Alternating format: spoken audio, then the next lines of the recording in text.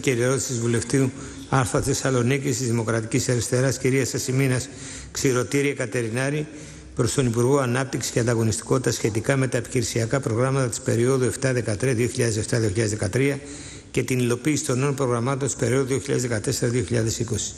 Έχετε το λόγο, κυρία Ξηροτήρη. Σασίδα, έχετε το λόγο, κύριε Ξηροτήρη. Σασίδα, έχετε το λόγο, κυρία Ξηροτήρη, για 2 λεπτά. Να συζητηθεί αυτή η ερώτηση.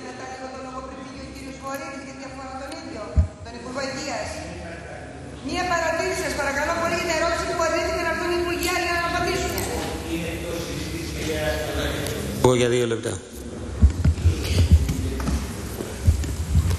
Κύριε Πρόεδρε, κύριοι συνάδελφοι, την ώρα που η χώρα εξακολουθεί να είναι υπό βαθιά ύφεση, με υψηλά ποσοστά ανεργίας, που δεν διαφαίνεται καμία αναπτυξιακή προοπτική, κυβέρνηση και εξωματική αντιπολίτευση βρίσκονται το τελευταίο καιρό σε συνεχή αντιπαράθεση για τους πόρους του ΕΣΠΑ και πώς μπορούν να αξιοποιηθούν. 1,5 δις ο ΣΥΡΙΖΑ για 300.000 θέσεις στους άνεργους, θέσεις εργασίας, 3% επιπλέον πόροι και άλλα στο ΕΤΕΑΝ, στις μικρομεσαίες επιχειρήσεις για ρύθμιση νέων δανείων κτλ. Η κυβέρνηση. Είναι γεγονός ότι και οι ΜΕΝ και οι ΔΕ στις διάφορες εξαγγελίες τους, όταν τίθεται το θέμα της χρηματοδότησης, η απάντηση είναι πανομοιότυπη από το ΕΣΠΑ. Όντως, ένα από τα πιο σημαντικά ζητήματα για την επανεκκίνηση της αναπτυξιακής διαδικασίας είναι η εξέβρεση πόρων για τη χρηματοδότηση των αναπτυξιακών πρωτοβουλειών. Είτε αυτοί προέρχονται από το δημόσιο είτε από τον ιδιωτικό τομέα. Εμείς επιμένουμε στη σίγουρη συνταγή της ενίσχυσης του προγράμματος δημοσίων επενδύσεων. Μεγάλο μέρος λοιπόν αυτών των πόρων προέρχεται από τα διαρθρωτικά ταμεία της Ευρωπαϊκής Ένωσης και χρειάζεται τώρα περισσότερο από ποτέ να αξιοποιηθούν και όχι απλά να απορροφηθούν. Είναι απαραίτητη η σύνδεση ενός εθνικού αναπτυξιακού σχεδιασμού με τη βασική χρηματοδότηση από τους πόρους των πόρων από τα διαρθρωτικά ταμεία. Έτσι λοιπόν το βάρος πέφτει στη βέλτιστη αξιοποίηση των πόρων. Σε σχέση με αυτά, η χώρα έχει να αντιμετωπίσει 2 προκλήσεις στο κρίσιμο χρονικό διάστημα των 15 επόμενων μηνών. Η πρώτη αφορά την τελική απορρόφηση τουλάχιστον 5 δις ευρώ για την προγραμματική περίοδο 7-13. Κύριε Πρόεδρε, μισό λεπτό. Και είναι ιδιαίτερο κρίσιμο οι πόροι να κατευθυνθούν σε έργα που δεν αντιμετωπίζουν σημαντικά προβλήματα, αλλά που θα βοηθήσουν στην βελτίωση της ρευστότητας και της κοινωνικής συνοχής. Και η δεύτερη έχει να κάνει με την επανακίνηση της νέας προγραμματικής περίοδου. Είναι γνωστό ότι το νέο ΕΣΠΑ εγκρίθηκε με προϋπολογισμό 26 δισεκατομμύρια ευρώ δημόσιας δαπάνης. Ακολουθεί μια πολύ δύσκολη περίοδος υλοποίησης, επειδή φαίνεται ότι το μοτίβο σε ό,τι αφορά τις διαδικασίες θα είναι το ίδιο με την προηγούμενη περίοδο. Πρέπει λοιπόν να αξιοποιηθούν έγκαιρα και να αντιμετωπιστούν όλα τα ζητήματα που προκάλεσαν καθυστερήσεις στην προηγούμενη περίοδο. Τέλος, είναι ιδιαίτερα σημαντική η διαπραγμάτευση που βρίσκεται σε εξέλιξη στην Ευρωπαϊκή Ένωση για την εμπροστοβαρή χρηματοδότηση της νέας προγραμματικής περίοδου, ώστε να επισέλθουν στη χώρα όσο το δυνατόν περισσότεροι πόροι.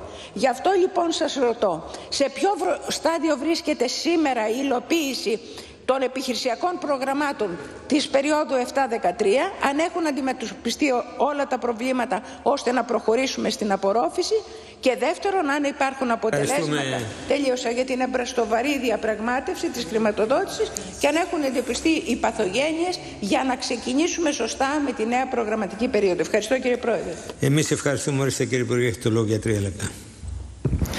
Ευχαριστώ, κύριε Πρόεδρε. Άκουσα τη συνάδελφο και θα ήθελα να επιμείνω, να αρχίσω την απάντησή μου ότι η απορρόφηση, όπως γνωρίζετε πάρα πολύ καλά, στο ΕΣΠΑ 2007-2013 βρίσκεται αυτή τη στιγμή στο 75%. Μάλιστα υπάρχουν αναλυτικός κατάλογος για τα έργα σε κάθε περιφερειακό πρόγραμμα και σε κάθε τομεακό του Υπουργείου για πού βρίσκεται το κάθε πρόγραμμα. Είναι χαρακτηριστικό, παραδείγματος χάρη, και θα ήθελα να πω εδώ, ότι στο ΠΕΠ Αττικής και ο κύριος Γρόσο, που έκανε μια εξαιρετική προσπάθεια, βρίσκεται στο 75,8% αυτή τη στιγμή. Υπάρχει αναλυτικό πίνακας, για να μην αδικήσω κάποιον άλλον, είπα για το μεγαλύτερο ΠΕΠ, ο οποίος μπορεί να σας δοθεί αναλυτικά για το ποσοστό υλοποίησης. Το προηγούμενο χρονικό διάστημα, πριν από τη στιγμή που αναλάβαμε, κάναμε μια μεγάλη προσπάθεια μαζί με τις υπηρεσίες, έτσι ώστε να δούμε πού είναι τα προβλήματα, πού βρίσκονται τα προγράμματα σε κάθε περιοχή και σε κάθε έργο. Σήμερα και εσείς οι ίδια, αλλά και όλοι οι πολίτες μπορούν να μπουν και να δουν στο ολοκληρωμένο πληροφοριακό σύστημα του Υπουργείου Ανάπτυξης σε κάθε περιοχή ποιο έργο πρέπει να ολοκληρωθεί μέχρι 31 Δεκάτου του 2015, ποιος είναι ο ανάδοχος, αν υπάρχουν, και να δείτε την υλοποίηση των έργων. Άρα είναι με απόλυτη διαφάνεια, μετά από συνεννόηση που έγινε και πρωτόκολλα συνεργασίας τα οποία υπογράφηκαν μεταξύ του Υπουργείου Ανάπτυξης και των αρμοδίων φορέων, και υπάρχει πλήρη συνεννόηση ώστε να μην χαθεί ούτε ένα ευρώ, να μην επιστρέψει ούτε ένα ευρώ στις Βρυξέλλες. Αυτά, όπως ξέρετε, κυρία Ξηροτήρη, υπάρχουν στη διάβια, έχουν σταλεί στις Βρυξέλλες και μπορείτε να τα δείτε οποιαδήποτε στιγμή. Παράλληλα, επειδή αναφέρατε και δεν θα μπορούσα να το, με βάση αυτά που σας είπα, εμείς απαντήσαμε όπως οφείλαμε και στην αξιωματική αντιπολίτευση για τα θέματα του 1,5 δισεκατομμυρίου από το ΕΣΠΑ 2007-2013. Είμαστε στη διάθεσή σας και στο κόμμα σας και στο κόμμα της αξιωματικής αντιπολίτευσης, μαζί με τους υπηρεσιακούς παράγοντες, με όλους τους παράγοντες που ασχολούνται με το ΕΣΠΑ, να σας αναλύσουμε και να σας δείξουμε τι γίνεται με το παλιό ΕΣΠΑ, εισαγωγικό 2007-2013, πού βρίσκονται οι νομικές δεσμεύσεις αυτή τη στιγμή, πού βρίσκεται το κάθε έργο, έτσι ώστε να ξέρετε και εσείς και η αξιωματική αντιπολίτευση, αφού την αναφέρατε, πώς μπορεί ή αν μπορεί να απορροφήσει το 1,5 δισεκατομμύριο. Έχουμε απαντήσει ότι αυτό δεν γίνεται. Μάλιστα καλέσαμε την κυρία Δούρου, που την καλούμε πάλι, που συμμετέχει στο κόμμα της αξιωματικής αντιπολίτευσης, να μας πει αν θέλει να πεντάξει κάποια έργα. Και ολοκληρώνω ότι στις αρχές Οκτωβρίου, ελπίζω μέχρι τα μέσα Οκτωβρίου, θα γίνει πάλι μια προσπάθεια με όλους τα τομεακά προγράμματα, με όλα τα περιφερειακά προγράμματα, για να δούμε πού βρισκόμαστε μετά την εξυγίανση των προγραμμάτων και έτσι να παρακολουθούμε κάθε μήνα τη διαδικασία, να γνωρίζουμε πού βρίσκονται τα προβλήματα, ώστε, όπως είπατε, εμείς αναδείξαμε αυτόν τον αριθμό των 5 δισεκατομμυρίων, να μην χαθεί ούτε να επιστρέψει ούτε ένα ευρώ στις Βρυξέλλες. Ωραία, ευχαριστούμε. Κυρία Κατερινέα, έχετε το λόγο για 3 λεπτά. Ευχαριστώ, κύριε Πρόεδρε. Είναι γεγονός ότι αυτούς τους 15 μήνες υπάρχει μια μεγάλη ανάγκη. Θα συμπίπτουν και τα δύο. Η απορρόφηση των 5 δις και από την άλλη πλευρά το πολύ μεγάλο θέμα να είμαστε έτοιμοι, και θα τα πω κυρίως στη δευτερολογία μου, για τη νέα προγραμματική περίοδο.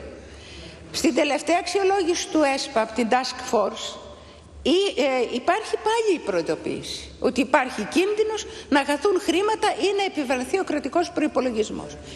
Εγώ από την αρχή για το πρώτο ΕΣΠΑ έδινα κατευθύνσεις ότι έπρεπε να υπάρχουν πιο ολοκληρωμένα προγράμματα για την αντιμετώπιση της ανεργίας και όχι τα γνωστά με την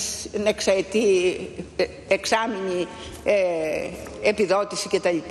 Και είναι σωστή η ανησυχία του ΣΥΡΙΖΑ να μπορέσει να υπάρξει ένα ουσιαστικό πρόγραμμα και από το προηγούμενο ΕΣΠΑ για την ανεργία, όπως ήταν πολύ καλές και οι προσπάθειες της κυβέρνησης για το ΕΤΕΑΝ και για τη χρηματοδότηση των μικρομεσαίων επιχειρήσεων, που ξέρετε όμως πολύ καλά ότι καρκινοβατούν και ορισμένα θέματα, ιδιαίτερα των κόκκινων δανείων κτλ. Δεν έχουν επιληθεί.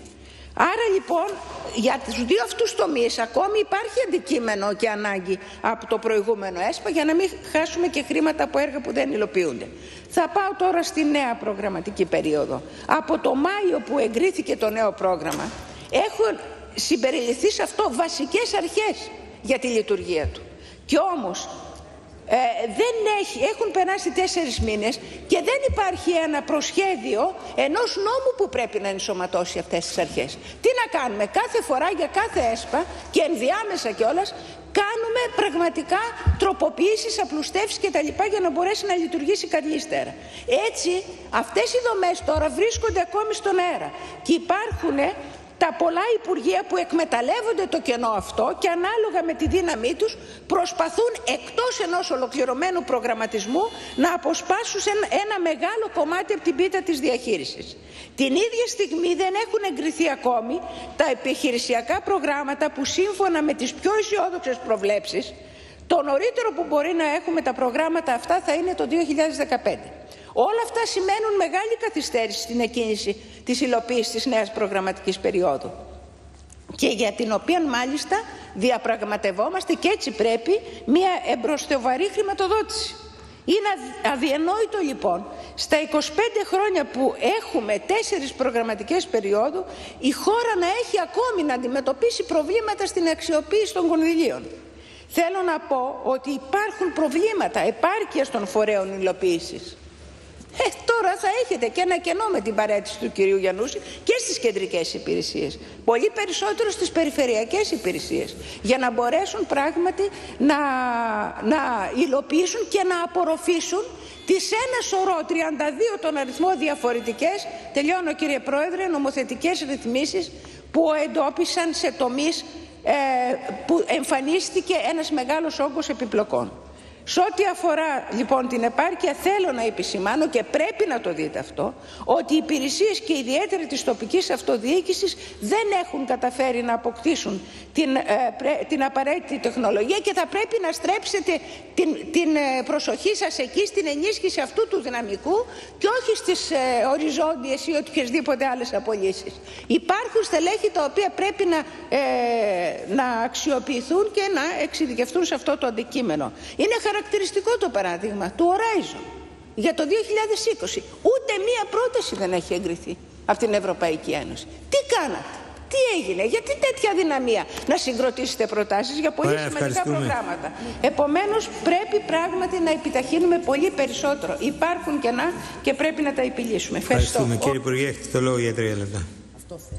Θέλω να σας απαντήσω αμέσως για το Horizon για να είμαστε απόλυτα σαφείς. Το Horizon δεν έχει καμία σχέση με το ΕΣΠΑ και δεν αφορά, όχι, τα παραδείγματα πρέπει να είναι συγκεκριμένα, άρα δεν αφορά την αρμοδιότητα και δεν έχει καμία σχέση με την ερώτησή μας.